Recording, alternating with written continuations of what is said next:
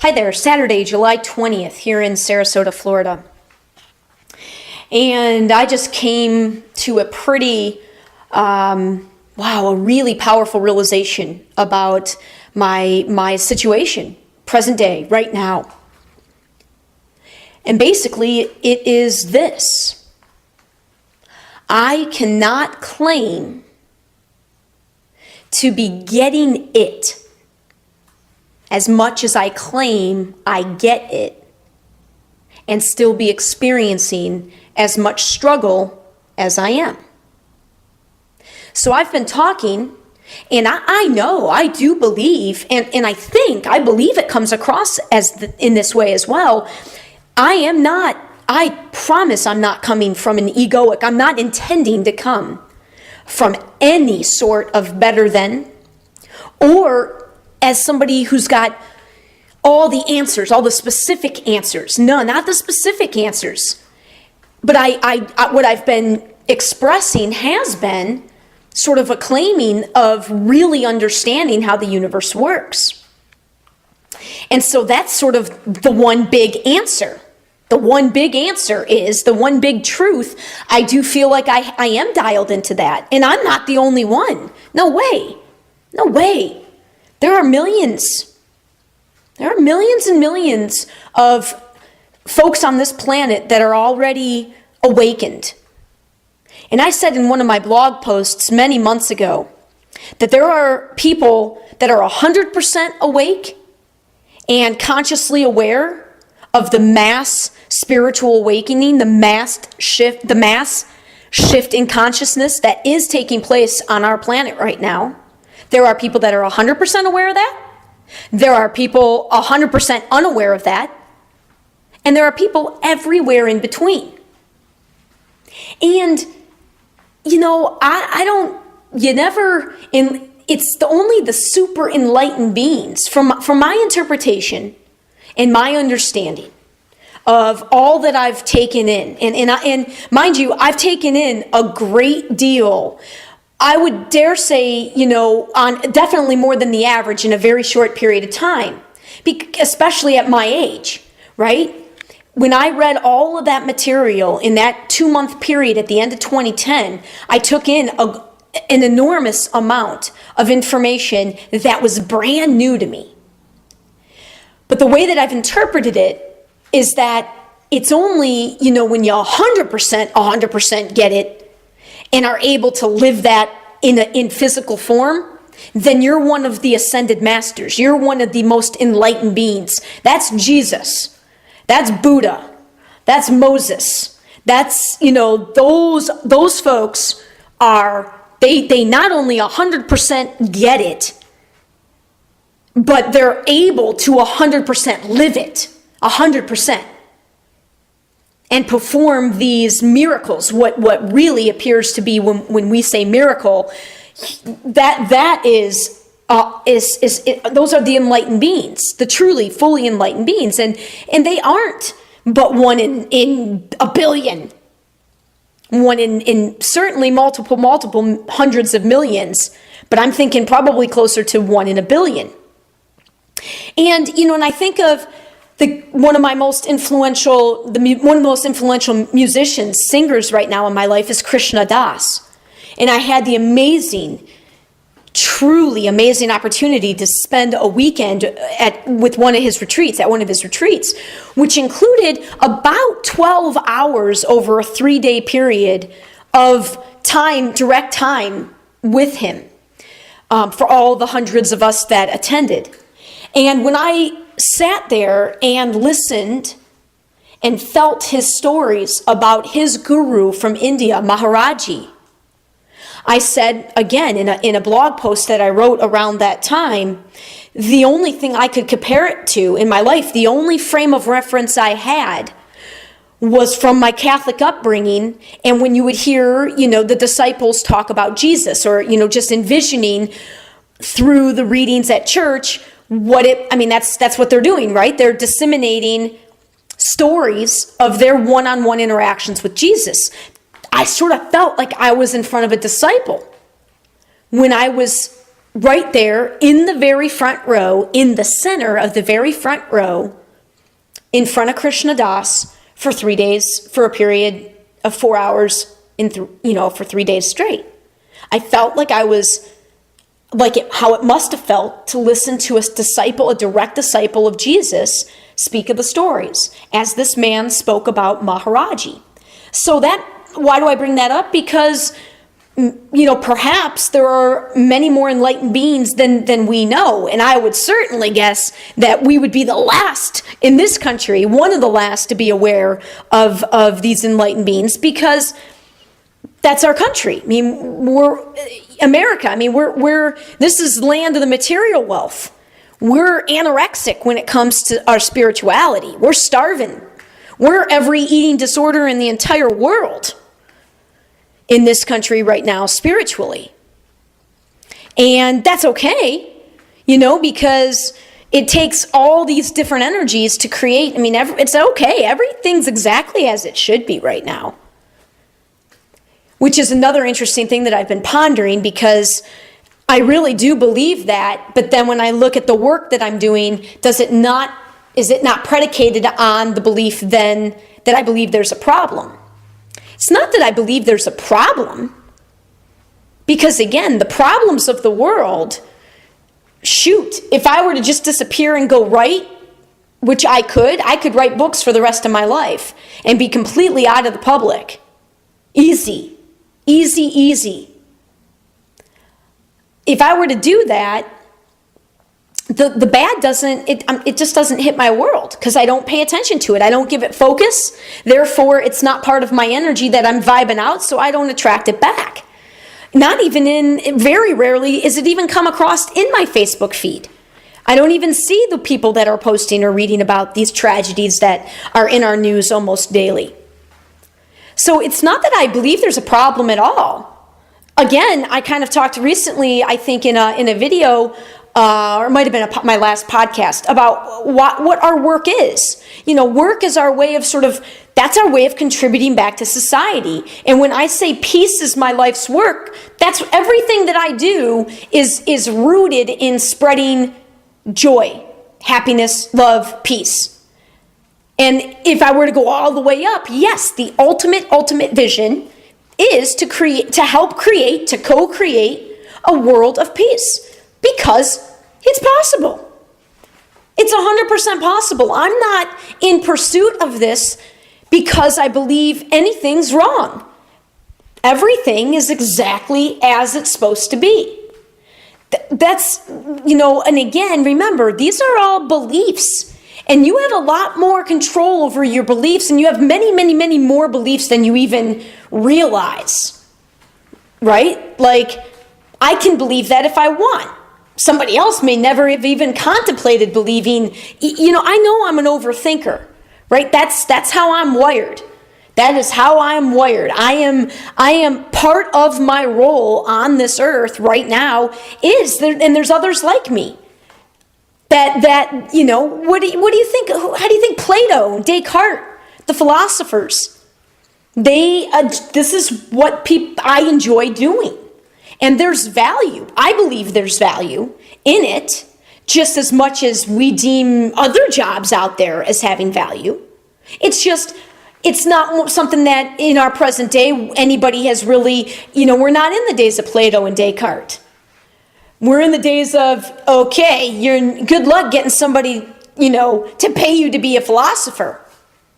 Well, unless you believe you can weave it into other ways of providing value.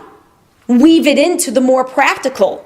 Take your skills as a philosopher and weave it into other skills and talents and gifts that you have, and you create it. You make it so it's got value out there. That's what I mean. This is all, and I don't mean to poke fun or to make light of any of the dire, very, very real dire things facing so many people. But this really ultimately it's a dance, a game. It's a fun thing we came here to do, to create. And when the more people that awaken to that, the happier more of the planet will become. But it can't come from a convincing energy. It can't be one of forcing it upon others. It's got to be just quite simply shining the light. Just being who you are, unapologetically. And being who you are, because who we are is a part of the greater energy that connects us all. And I'm going to start calling it the one love. The one love that connects us all. It connects us all. So if we're all connected, we're all part of that. Do unto others as I do unto you. Whatever you do to your neighbor, you're really doing to yourself. I mean, it's just, that's how, but it's a big shift. It's a big shift. Every single brain pattern of mine shifted when I was home in Michigan. But even though the belief, like the awareness of these beliefs and the awareness that I wanted to hold something different, that something different resonated as true, that's one thing. It's a whole nother thing to build those synapses, those new ways that the neurons and everything is striking in your brain. I had to rewire my brain and make new habits. And I leaped. I went, and that shouldn't be surprising to anybody, including myself. That's been my life. My entire life has been these massive extremes. And that's why I say I have had the perfect training, the perfect resume for what lies at my feet right now. And what that is an enormous opportunity to be a very, very, very bright light. But I've been stuck in the old paradigm of convincing and proving. Stuck. And I'm the only one to blame for that stuckness. And I've been claiming, and it's not because I don't believe it. Oh, I get it. I'm telling you, I get this new game. I get it. It really is about minimizing and trying to eliminate the worry, the fear, the guilt, the anxiety, anything negative. I get the game. It is indeed about what I've been trying to do in my life, which is live every minute of my life in the present moment as much to 100% positive as I can. Right? Kind of a lot of arbitrary there. And only you know what you're feeling. Only you know what you're feeling, and what you're feeling is the most important thing. What you are feeling right now is creating your future. What you are feeling right now. So the trick is feeling the positive all the time. As much all the time as you can. I mean, that to really test this. And that's essentially what I did, because I knew I understood how it worked, and because I saw proof of the fact. Like, I took in all this information beginning in late September of 2010 through the month of October and November, most of November. And I took a trip to see some friends at the end of November, early December. And on that trip, that was sort of my first time after months of isolation, of the most isolated time of my life. Because even though I wasn't living for the better part because of my extreme body image and eating disorder problem, I really was not social. Like, all I did was exercise. And so if I didn't see you out on the trail where I worked out, I saw quite a few people pretty regularly, and that was enough for me socially. But I was, through my jobs, I was always I got a lot of social positivity during my time at work for the most part. But I was not out in the world engaging and living at all. But I was still, pretty social. When I went home to Michigan to heal, those first months were the most isolated I had ever been. And again, at that time, at the very end of that isolation, of that like 4 months, July, August, September, October, 4 or 5 months, is when I did all that spiritual reading and when the awakening happened, almost like an epiphany.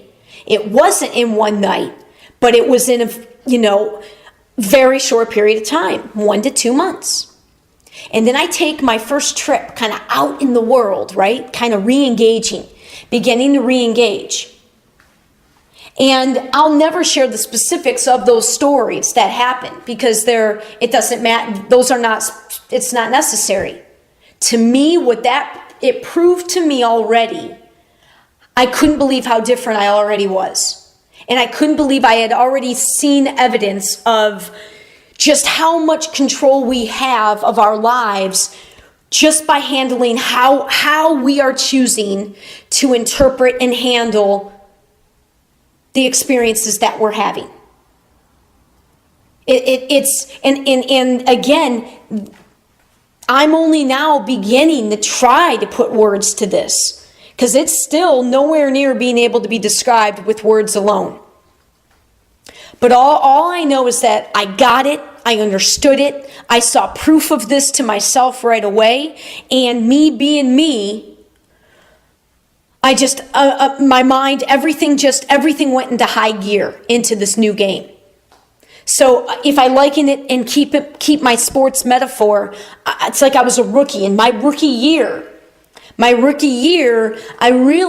it began when I left after that year of healing. My rookie year was kind of, really, I guess I'll say when I left Michigan. Okay, and I really kind of left that security, right? Because I could have stayed there. I could have delayed, there was nothing. I could have delayed a lot, but I had a plan. I was not going there to hide. And I don't care or know if anybody in my life, what anybody else thought. But I would imagine there would be a risk for certain people, for certain personalities, for certain stories of going home and getting stuck there. I knew, like there was no plan of getting stuck. In fact, if anything, I almost left earlier on more than one occasion. So that right there was, and I don't think that was a big risk for my story, but it was still a big move to kind of, because when I left there for the first time in my life, I'm in debt. For the first time, I don't have, I have hardly any security. I had and that's when the job with Microsoft fell in my lap. And I'll tell you what, if that job had not fallen in my lap, I will pretty much guarantee it would have been a lot more stressful. Oh my God, are you kidding me? It would have been, I can't even comprehend how much more stressful. Everything would have changed. I probably wouldn't have lived downtown. I don't know. But I can say that not having to worry, I was prepared to make minimum wage. So going out to a Seattle, to a city as expensive as Seattle, with no plan of a set salary job. So I'm looking at having to find a job and making so little comparatively, even compared to my little wages that I was making as a teacher, right? Like, again, when you look at my resume, when you look at what others with my resume are earning, that's plays into all of this because that was one of the biggest ways I judged myself and gauged myself and my worth. That's one of the reasons I felt like a piece of shit, is because society very strongly tells me that somebody with my resume should be making a lot more and contributing a lot more. Now the thing is there really was a very real nagging feeling, but I mixed it up with the externally validated world, and really what the nagging feeling was, you're not living your truth. You're you're right. You're not making anywhere near your value, or you're not out there because you're not living your truth. You're not happy because you're not living your truth. It has nothing to do with how much money you're making. And it has nothing to do with who you're working for or what. It has nothing to do with any of those scorecards. It has to do with how happy you are. That's all that matters. If you get up every single day and you're happy, what else matters? So then the key is being able to be happy with as little as possible. And I started a recording that didn't turn out good enough yesterday, talking about how grateful I've always been to my parents for my entire life, even when I was a child, being aware of and grateful that we knew it wasn't about the material wealth, the material things. The wanting that I had as a kid was emotional. I had just shit tons and tons of emotional want that wasn't being fulfilled. And experiences with my family. That's what I wanted. I didn't want material. We learned that and internalized that and didn't have any problem accepting that from a very young age. And I'm so grateful, so grateful, because that's we all choose like some people think, and I think that's where wealthier folks, certainly children that are born into wealth, right? That's some kids or some people would look at that and say, how could that possibly be a hard road? Well, because everybody's got their crap, man. Everybody's got the crap that faces somebody that, whatever their stereotype is. The stereotype is that, oh, you're rich, you got life easy. You kidding me? Can you imagine being a kid and not ever knowing? Like, what if you are spoiled? And sure, you might not never know want, right? But how about not knowing what you're made of? If you've constantly been given everything your whole life and you've never earned it yourself. Because that goes on a lot. And while people they might not name it, how can that not go on?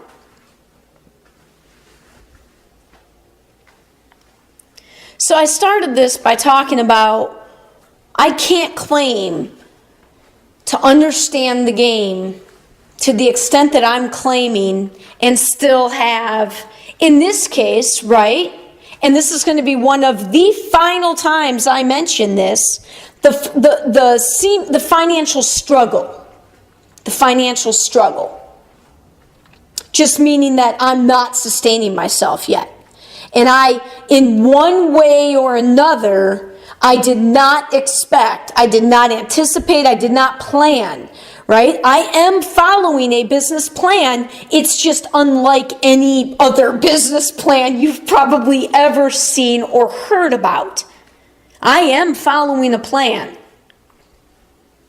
And it's got its various components. Whether you're talking about traditional marketing, whether you're talking about the financing, but I can tell you, I am not on plan. I'm not on course here as of today. Now this is changing. This is about to change very quickly.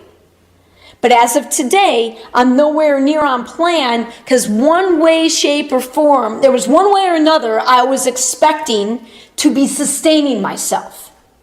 And not in the mode this past month plus of, quite frankly, not desperation, but when you've put yourself into a predicament like I did, right? I'm not blaming anybody. I take full responsibility for exactly where my life is right now. Not blaming anybody.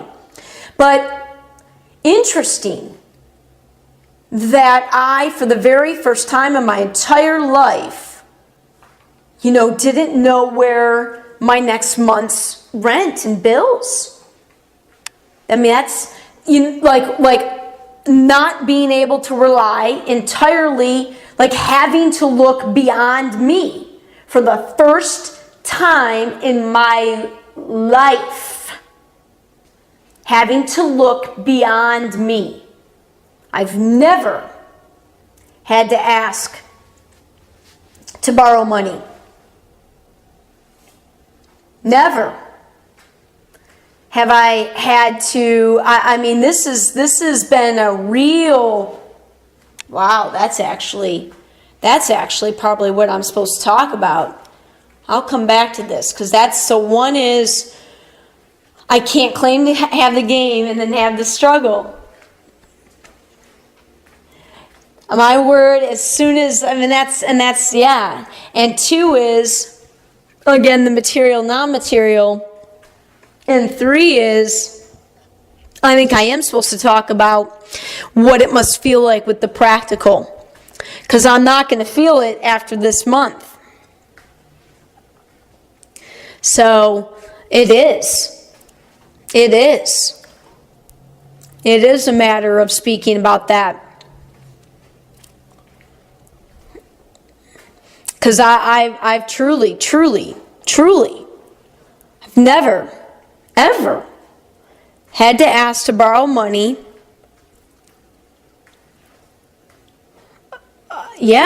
And you know what that takes to not all the things thrown at that. You know, you should be embarrassed, or you should be like, to what that takes. And now I've been, I put myself in that predicament here. And,